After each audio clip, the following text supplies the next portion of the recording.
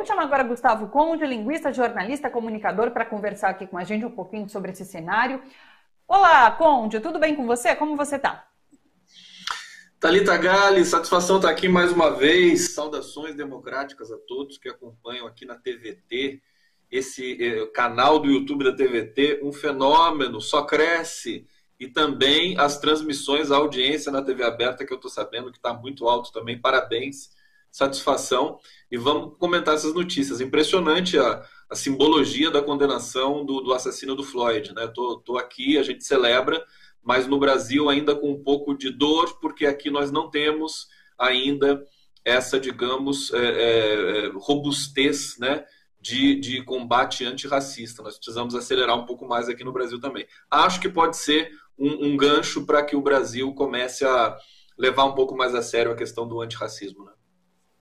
Ano passado, quando esse fato aconteceu, essa discussão esteve em pauta por muito tempo, a gente fazendo esse comparativo, inclusive Estados Unidos e Brasil, e agora a gente tem essa condenação e a gente vê a celeridade com que como foi tratado esse caso ali nos Estados Unidos. Mas, como você disse, a gente precisa também enxergar isso aqui no Brasil. Diga.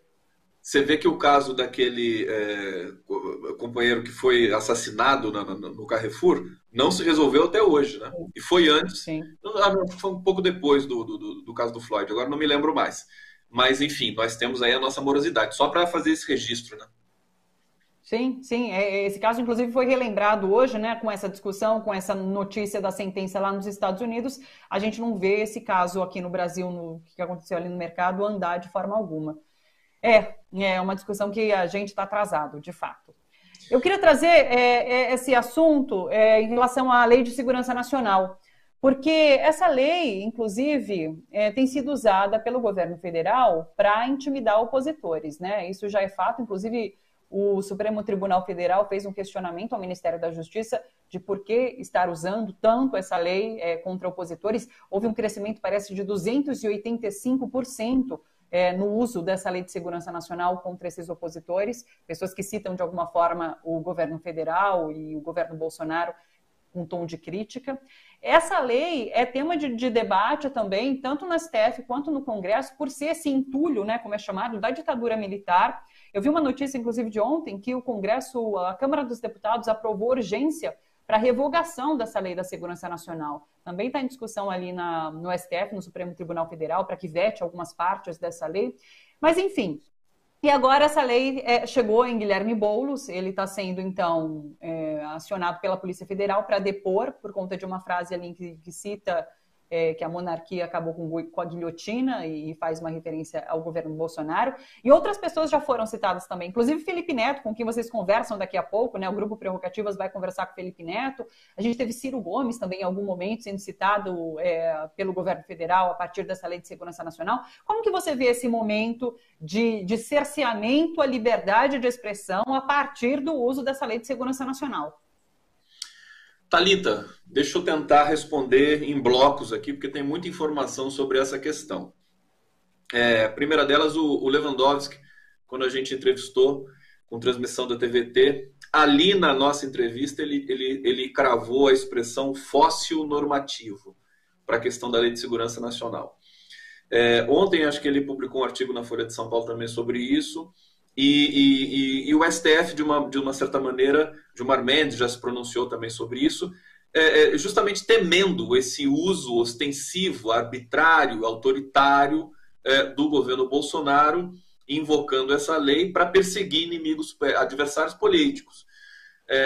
Bom, esse é o primeiro comentário. O segundo comentário é que a Lei de Segurança Nacional está sendo levada agora para o Congresso para ter uma discussão. Eu também conversei com o João Paulo do MST sobre isso, depois a gente vai falar sobre isso. Ele não é a favor da discussão, da revogação dessa lei nesse momento. Parece ser perigoso o que vai se colocar no lugar. Eu acho que o outro aspecto que eu ia destacar aqui com vocês é que quando o Aroeira, Renato Aroeira, meu amigo cartunista, quando ele foi acionado por essa mesma lei, eu falei imediatamente para ele assim: parabéns, você ganhou um prêmio, né? Porque ser acionado por Bolsonaro é como se você recebesse um prêmio, mas uma espécie de prêmio Nobel da idoneidade, da seriedade, né? Basta você ser colocado como inimigo do Bolsonaro nessas condições. Então, é a mesma coisa que eu agora repito para o Boulos e para o Felipe Neto, que nós vamos entrevistar depois, também foi acionado por essa lei. Vocês são... É um prêmio, né? É uma felicidade. Eu acho que o Boulos deveria estar comemorando. É claro que o próprio Arueira me dizia na época, né? É complicado, você tem que se deslocar, você tem que fazer o depoimento. Ele disse que foi bem tratado na Polícia Federal e tudo mais, o Arueira, né? Mas é um constrangimento, mas simbolicamente é uma grande honraria. Então, parabéns para o Guilherme Boulos por mais essa vitória, vamos dizer assim, ser acionado por uma razão tão absurdamente inócua. Quer dizer, um tweet em que ele usa linguagem absolutamente respeitosa. Ele simplesmente faz um alerta, quase com um alerta ao Bolsonaro. Olha, a monarquia francesa terminou em guilhotina. Não é assim que você vai conseguir estabelecer. Então, enfim, é tudo um pouco risível, é tudo um pouco factoide, essa política factoide do Bolsonaro. Agora, o que eu posso dizer é o seguinte, a sociedade brasileira não tolera mais isso, não está tolerando mais. Só os seguidores fanáticos do Bolsonaro, que é uma minoria de 15% da população brasileira, e que não tem acesso à informação. Eu acho que ele perde essa batalha.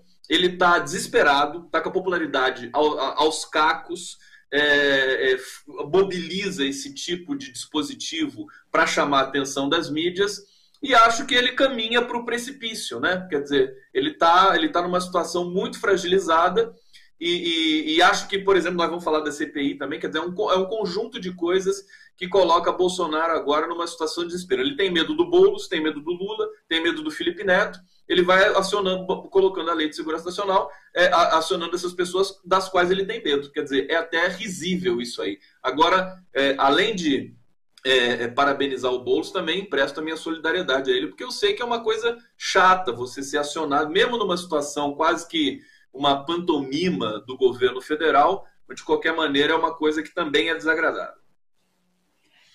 Você acha que, inclusive, tem esse efeito contrário de jogar luz a esses grandes opositores do governo Bolsonaro? Eu acho que o Bolsonaro agora ele não está mais naquela posição, ele estava até uns 6 meses atrás, ele estava. Ele fazia uma operação dessa, por exemplo, e ganhava tração nas redes. Agora não está mais assim, Thalita. A gente tem os mapeamentos da movimentação no circuito digital e tudo mais. A gente sabe que agora ele está numa situação, está numa enrascada. A CPI é prova disso. Então, é aquilo que eu estava transversalmente argumentando aqui. É positivo para os setores democráticos que cada vez ficam mais certos, aspas, né? Ficam mais do lado certo da história, e isso vai ficando cada vez mais evidente também para a opinião pública do Brasil.